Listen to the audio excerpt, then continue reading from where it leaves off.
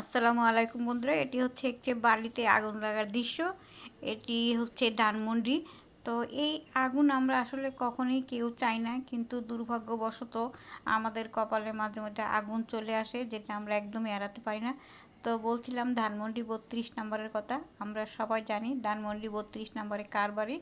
আমাদের বঙ্গবন্ধু শেখ মুজিবুর রহমানের বাড়ি হচ্ছে ধানমন্ডি 32 নম্বর। তো এইটা শেখ হাসিনা দয়া করে মানে দয়া করে বললে ভুল হবে কি না বুঝি না আমি। উনি এটা জাদুঘর হিসেবে ব্যবহার করার জন্য ঘোষণা দিয়েছে এবং এটা জাদুঘর হিসেবেই ব্যবহৃত হয়েছে। কিন্তু দুর্ভাগ্যবশত এটাকে ইউনিস সরকার ভাইঙ্গা চুরমার করে দিল। কিন্তু কেন দিল সেটা ইউনিস সরকারই ভালো বুঝতে পারবে, আমরা বুঝতে পারবো না। তবে বাড়িটা ভাঙাতে দুঃখ পাইছি, কষ্ট পাইছি, এই কথা অস্বীকার করার কিছু নাই। তো আমি কিন্তু আওয়ামী লীগের কেউ না, আমি কিন্তু আওয়ামী লীগের সাপোর্টারও না, আমি কিন্তু আওয়ামী লীগ ব্যক্তিগতভাবে পছন্দও করি না।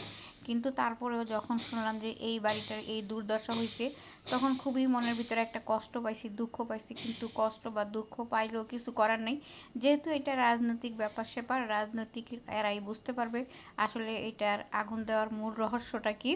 তো আমরা অনেক কিছুই শুনছি এর মধ্যে, যেহেতু নিউজটা ভাইরাল হয়ে গেছে দেশ বিদেশে। তো এই 32 নাম্বার নিয়ে আমরা অনেক কিছুই শুনছি, কিন্তু মূলত মেন রহস্য কী সেটা মাত্র যারা এই কাজটা করছে, মানে ভাঙ্গার কাজে বা আগুন লাগার কাজে যারা নিয়োজিত ছিল বা যারা করাইছে কাজটা, একমাত্র তারাই বলতে পারবে অরিজিনালি মূল রহস্য কী। তবে একটা কথা না বললেই না, রাজনীতি এমন একটা জিনিস কাউকে কিন্তু ছাড় দেয় না, সময় মতো কিন্তু সবাইকেই রাজনীতি ধরে। সেই জন্য যারা যা কিছু করতেছেন একটু বুঝে শুনেই করবেন, কারণ কেউ কিন্তু রক্ষা পায় না রাজনীতিকের হাত থেকে। যখন যেই দল থাকে, যখন যে ক্ষমতায় থাকে, সেভাবে আমি খুব বুদ্ধিমান, আমি খুব চালাক, আমি খুব সঠিক কাজ করতেছি, কিন্তু পরবর্তীতে দেখা যায় হিতের বিপরীত।